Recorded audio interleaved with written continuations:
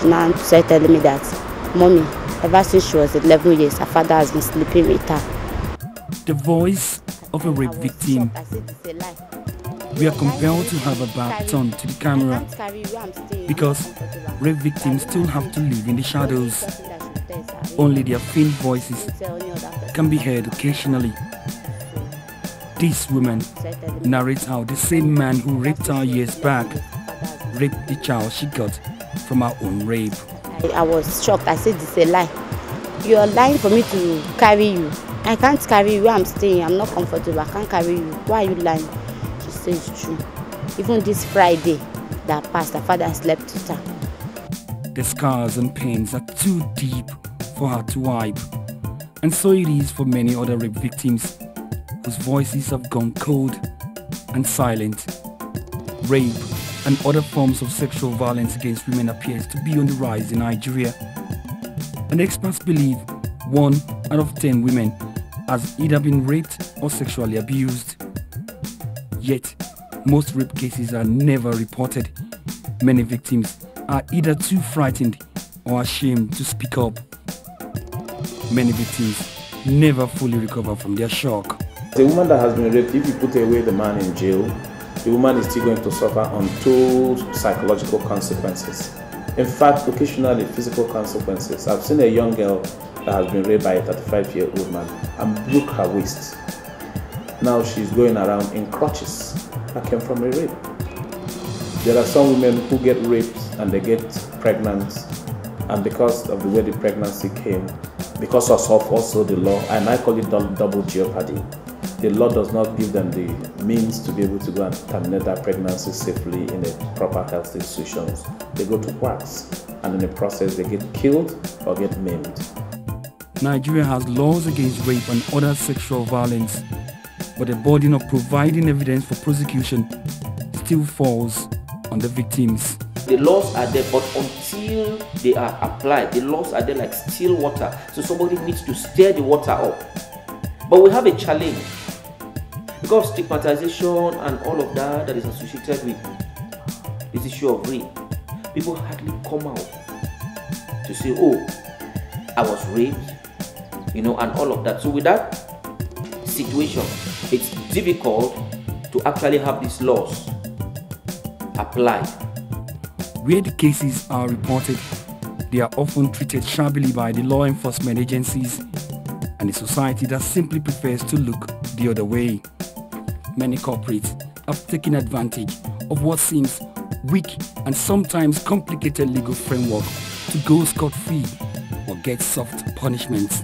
Yes, we have the law, but really the laws as they are currently, they're not adequate to take care of the sexual perversion and sexual violence that we're seeing in our society. But a bill on sexual violence is on the way, and this could help reverse the trend. The definition of rape as contained in the Violence Against Persons Prohibition Bill has been expanded to include the new emerging forms of sexual violence that we're seeing in our society. But for now, it seems a long road to justice for many rape, sexually abused victims in Nigeria. But it's a journey many gender activists are willing to take, even if it means risking their own lives.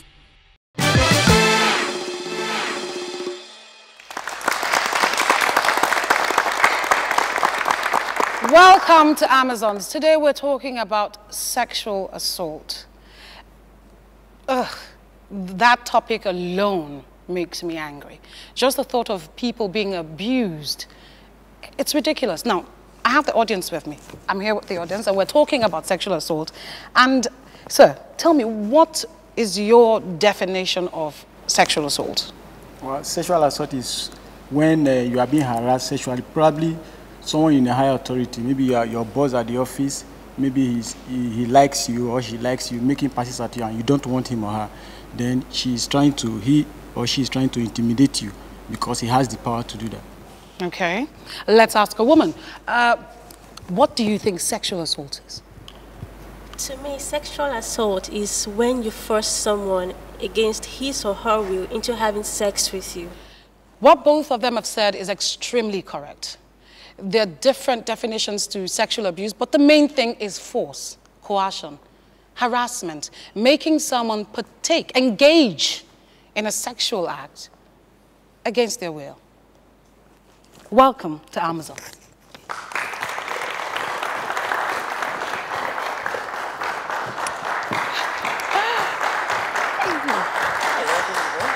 As usual, I have my beautiful sisters in the house, Dolakwa and Aisha.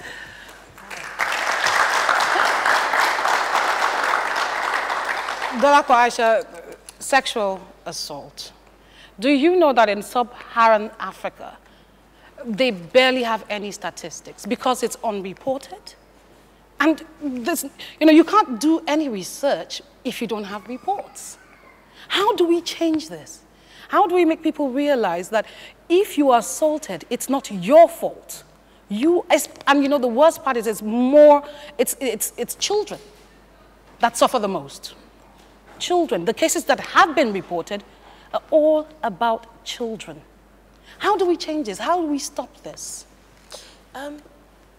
Sexual assault, it's for every woman, is a very, it's a very, very scary topic, scary word, because nobody wants to be taken control of. Because for you to be assaulted sexually, that means someone is actually violating you. Everything that makes you a woman, the person is violating you. But then, what exactly is sexual assault and what is sexual harassment? Because we have to draw a line. There is. Sometimes there are times that in a relationship that you can think of where you are a willing partner, just like you said earlier on, where you want to do whatever you want to do with the person and the person is willing. But I think it becomes an assault and harassment when you begin to go to a certain extent where the person you are actually doing whatever it is you're doing with is not a party to what it is that you're doing with them. Sexual assault, sexual molestation, sexual abuse, harassment, it's all a violation of the person who is unwilling in the act. But the one that concerns me is not even between husband and a wife. We're talking about young children. Children, yes. Who are helpless. Young children who do not even understand what the word sex is.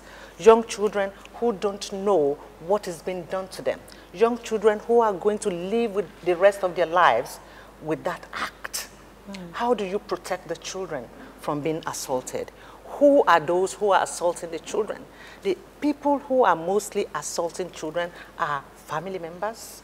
Very true. Security guards. People in charge of the children. But then, do you know, Aisha, when you talk about children, it's not an assault, it's not harassment, it's abuse. That's right. It's sexual abuse. Molestation.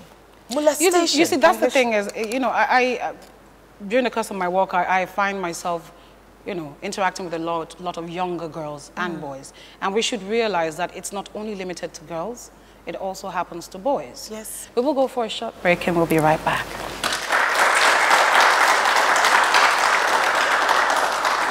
Even when you're having carnal knowledge with somebody and having penetration, even at the level of penetration, once consent is withdrawn, it is rape.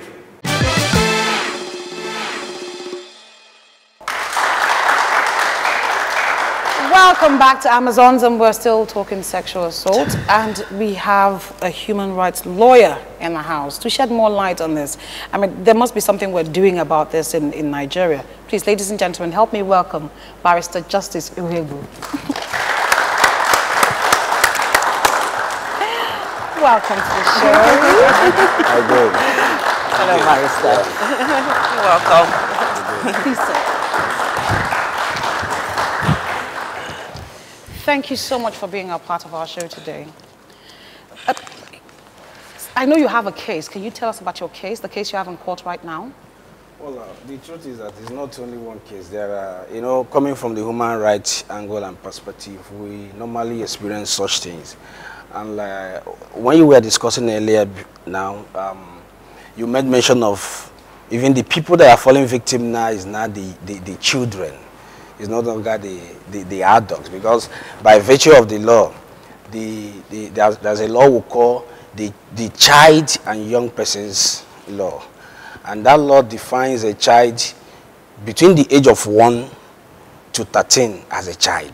Yes. Then any person between the age of 14 to 17 is a young person. Yes. So you begin to see that nowadays that between the age of 1 to 13 are the people that are falling victim. I've seen a situation where somebody raped a baby of 2 years.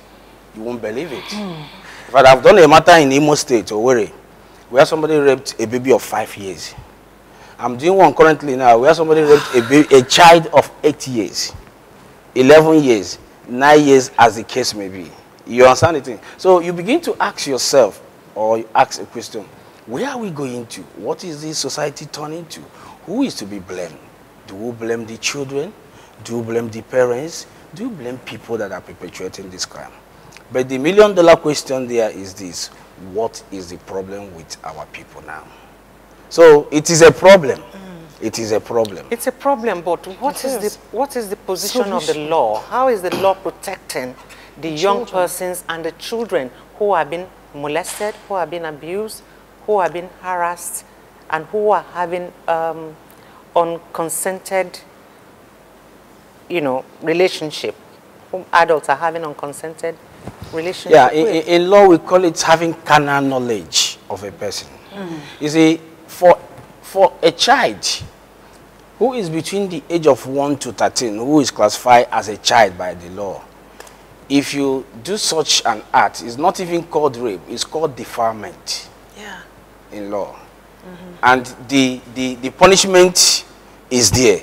The truth is that the criminal... What's the punishment? Yeah, the criminal code of various states make provision for its own punishment. For example, if I should take a leave from what is happening in Lagos State here, Lagos State has its own young children and young persons law, which specifies some punishments for a person for defilement, for assault, for for rape, attempted rape, and there's also what we call indecent assault. Many people don't know this. Indecent assault is a situation where you touch a girl without her consent. It is a criminal offense. It is called indecent assault. You're a human rights lawyer, and you've mentioned several cases, but would you say that the cases that get to you guys, is that a good percentage of those that is happening to in Nigeria as we speak? Yeah, I think I think it's, I'm sorry to say this, but we have to tell ourselves the truth.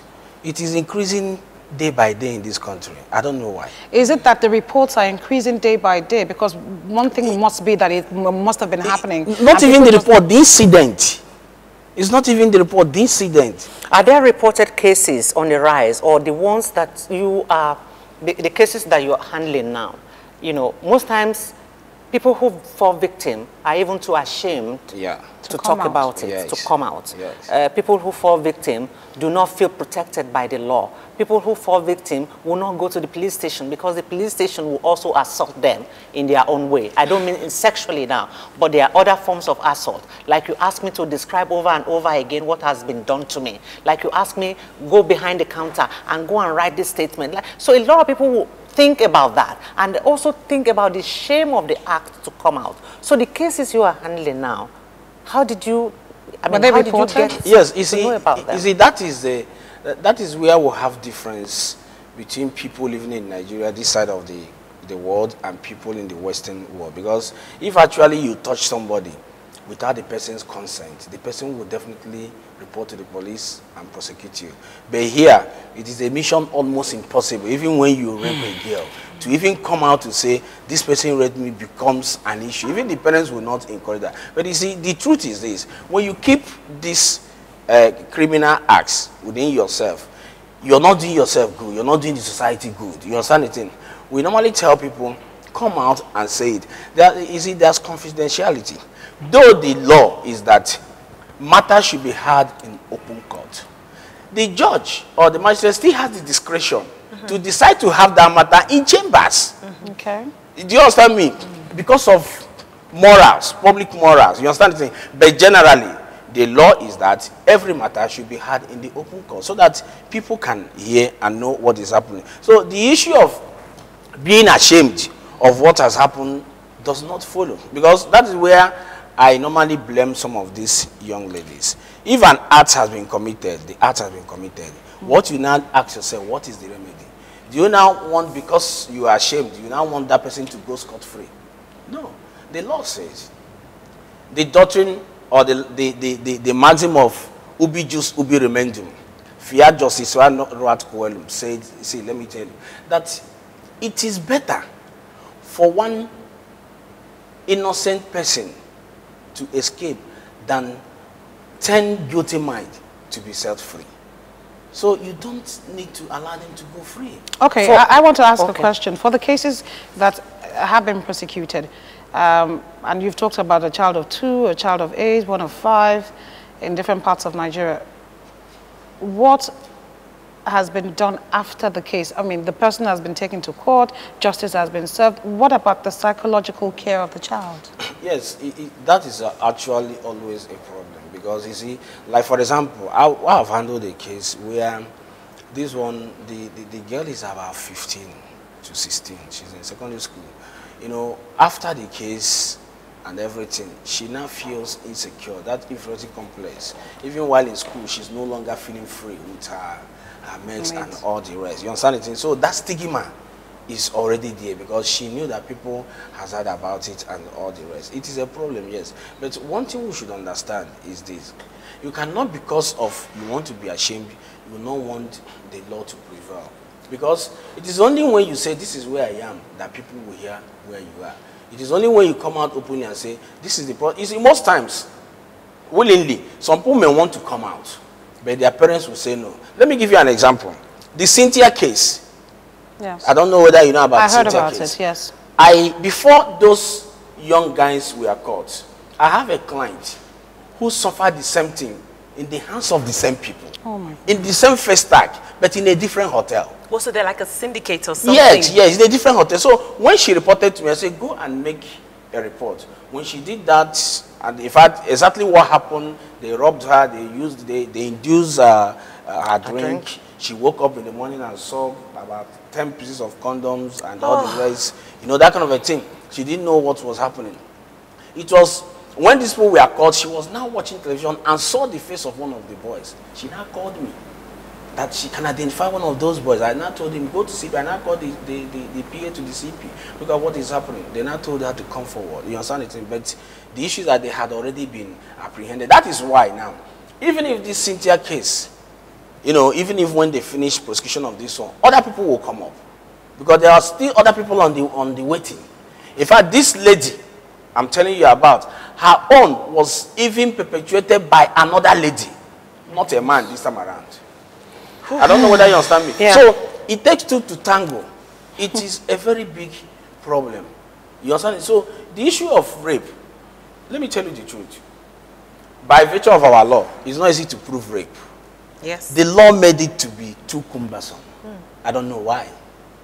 So there's no, if it's cumbersome, it means that the law is not even protecting the victims. No, it's not that. You see, let me tell you, there's always two sides of the coin.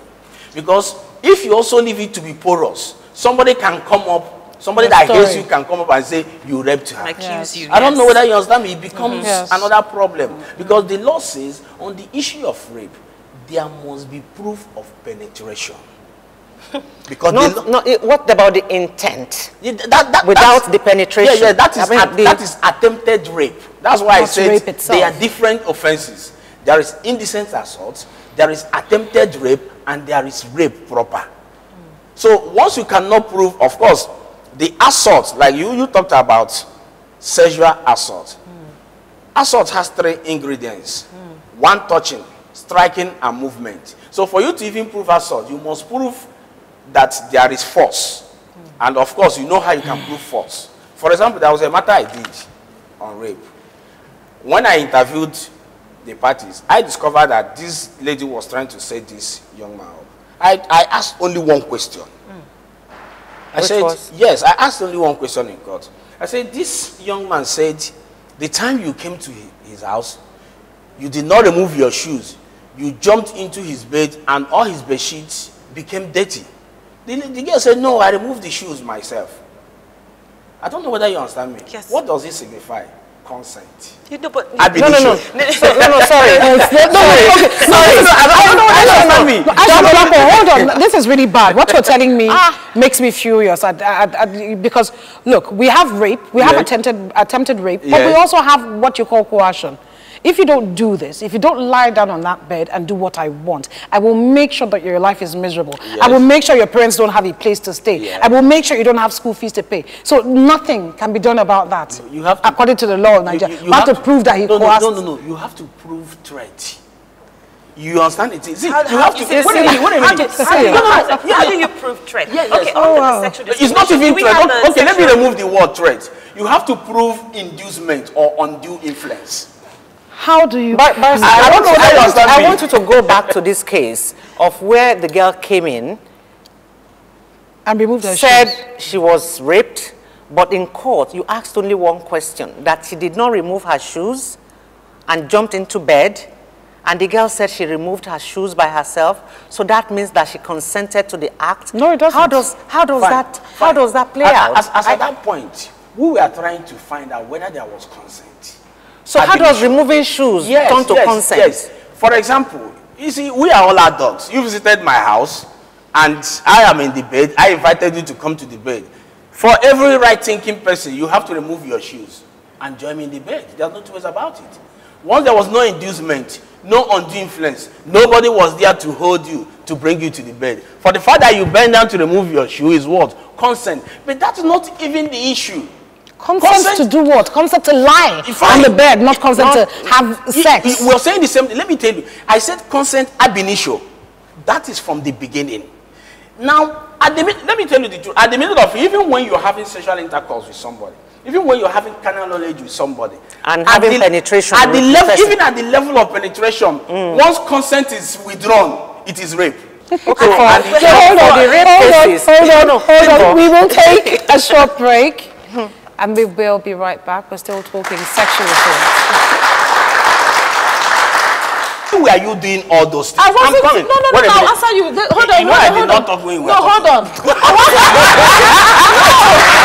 wait. You are touching me too much. I'm seducing you. You are seducing.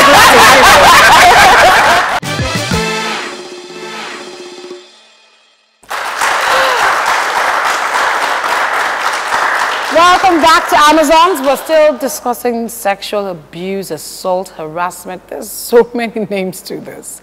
We have another guest in the house. She is Chief Barrister Nkechi Chukwueke. Please, a round of applause for her. You're welcome. You're looking really splendid.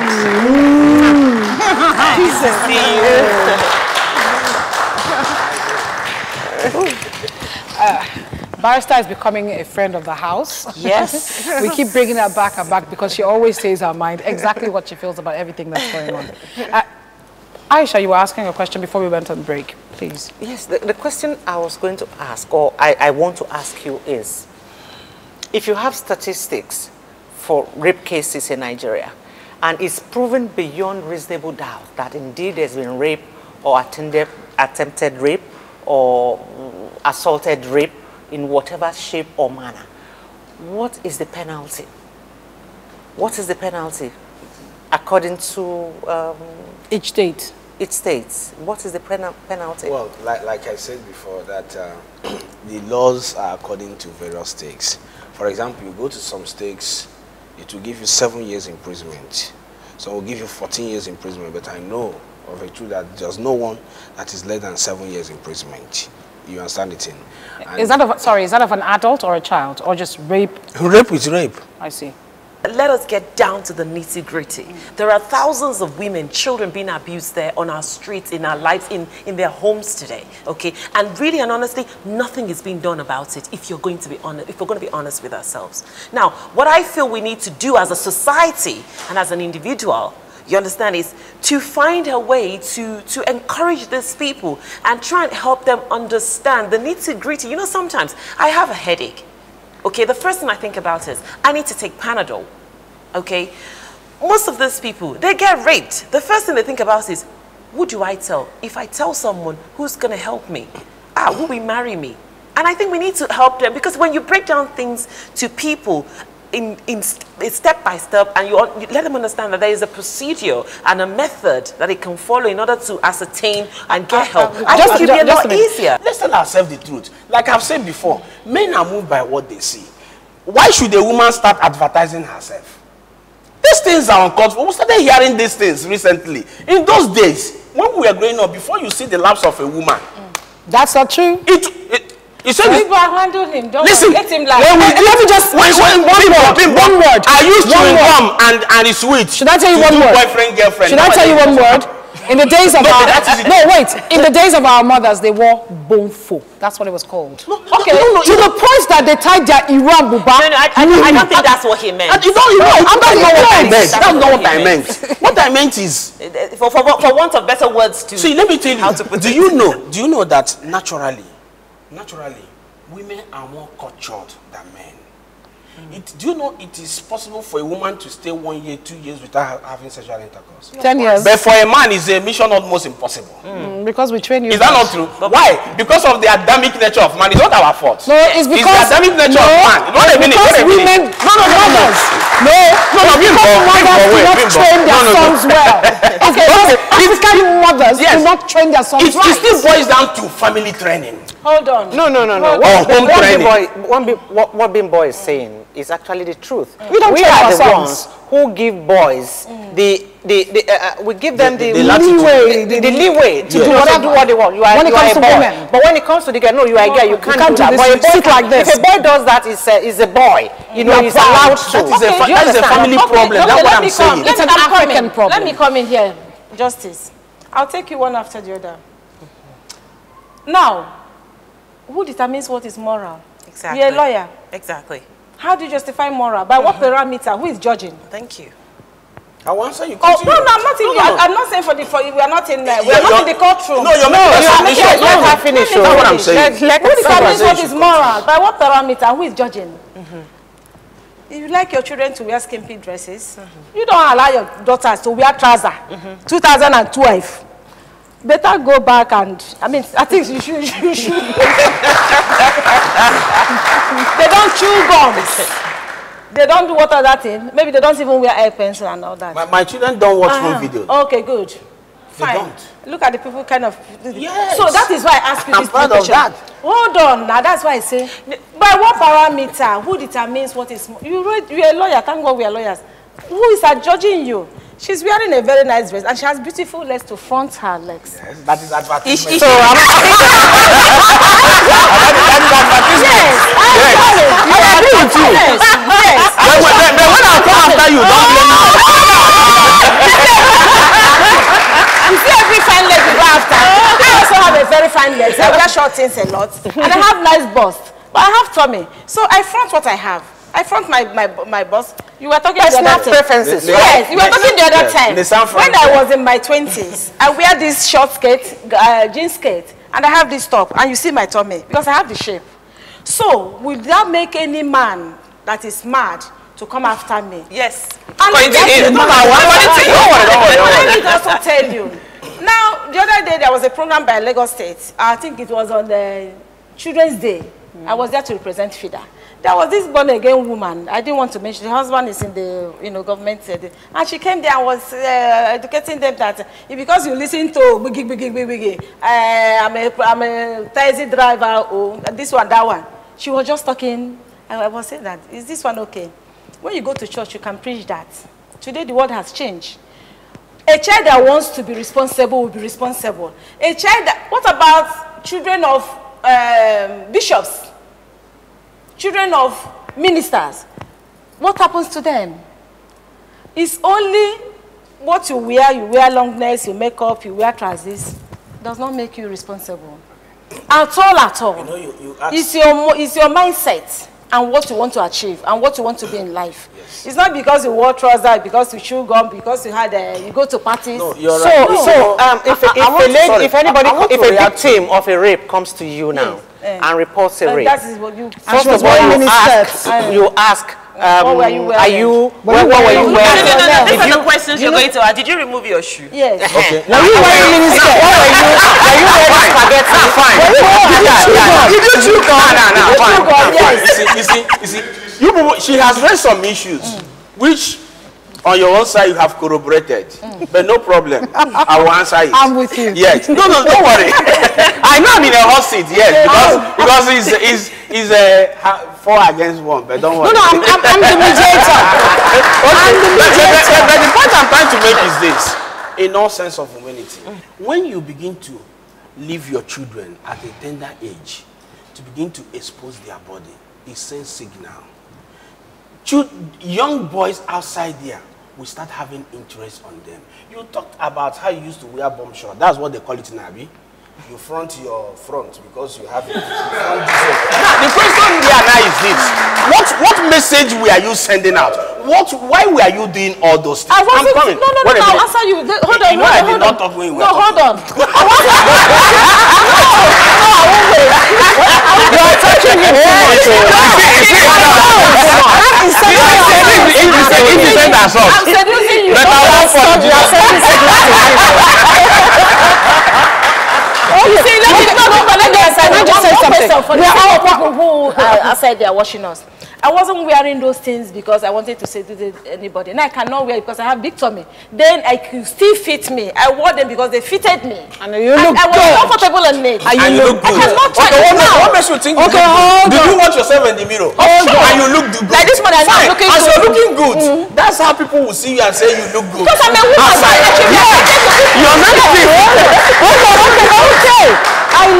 I love the argument. I love everything. But let's not forget what we are talking about and the issue on ground, which is the fact that a lot of children, we can't even say how many are being assaulted on a daily in this country. And there are no laws to protect them. There are no agencies out there to check their welfare. And most of these children find it difficult to report to their parents because they know somehow, somewhere deep inside, that's a shameful act.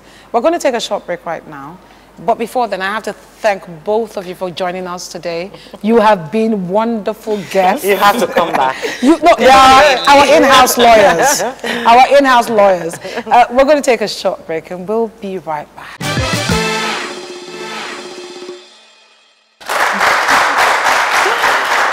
Welcome back to the Amazons. We're still discussing sexual assault. My goodness. Wow. This topic has brought out a lot of passion in all of us that discussed it. And I'm scared though. You know, you are both mothers. I don't know how you're doing this because it's scary for me, the idea that my child, because I can't be with a child 24/7. I cannot. There's no parent on earth, even if you are a stay-at-home mom, that will be with a child 24/7. I am scared. How do you protect your child in the midst of all this craziness? You just have to do your best and believe. They are molesting babies that can't even speak now. It is worrisome, Bimbo, and it is alarming. It is more so because there's no such thing as protection for the child. There's no such thing as protection even for the victims. There's no such thing as support system. There's no such thing as family support. There's no such thing as not blaming the child. Like we hear our lawyer friend said here. The first thing that comes to anybody's mind when a case of rape is reported is the girl must have done something. The girl must have asked for it. The girl's body language must have, even in the setting of university, to think that the manner the girls dressed in university would make lecturers want to make excuses for wanting to sexually abuse or assault the. So it's really, it's a very complex thing. But the point must be made that sexual offenses are grievous offenses and they do require stringent laws and compliance. For a a victim that has been raped, going through the sequence of how you can prove that a girl has even been raped. It's a put-off, it's a turn-off, it's adding trauma to trauma. To trauma. So if any child that is not strong, that does not have the support base that we're talking about, that does not have therapy, that does not go through mental assistance to deal with what has happened to her, that child is destroyed forever. I agree, Dolapo. For me, I mean, like I said earlier on, as a mother, you know, you wake up every day and you just pray. You just pray first. And then you try and do as much as you can, especially if you have young children, like you said, 2-year-olds, 3-year-olds, and 4-year-olds. And there's nothing you can do because you need to go out. You cannot watch a child 24 hours. It's impossible, even if you're not working. You know, so, and obviously listening to Justice here and the points he has made and the facts that he has shed light on the fact that, you know what, this thing goes on, but you know what, before you can even get the justice, what you have to go through alone, you know, is scary. It's funny, but it is scary. It's scary not because of the people who don't go and actually talk about it. It's scary because of the traumatic experience. That mother who is trying to tell her daughter not to go and report it because she wants that daughter to marry is forgetting one thing. That daughter, even when she finds someone to marry, will never be sane, will never be able to be a woman, will never be able to be a good mother because mentally and psychologically she has been affected. Okay. You know? For those of you out there who have been assaulted, who are being assaulted, who have been raped, it is not your fault. No matter what age you are, it is not your fault. Nobody asks to be raped. If you haven't told someone, I plead with you, please tell somebody close to you. And remember, whatever happens during this whole process, it is not your fault. It takes an animal, and I repeat, an animal, to want to have sexual knowledge of a person by force. It's only an animal that does that. And you are not at fault because unfortunately for you, you were in the same area or in the same room with an animal. I know there's not a lot of support out there. There's not a lot of help. Amazons will look into this. We will try our best. And don't forget, if you have any stories that you want to share with us, please, theamazons.com.ng. You can chat with us live, tell us your experiences, and we are there to listen and help you out as much as we can. I'm going to say this to all the mothers out there. Yes, it's not your fault when something happens to your daughters, but it is your fault if you do not give them the right support. You are a shameful parent because they deserve support. Nobody asks to be raped. On that note, we'll say goodbye and we'll see you sometime soon.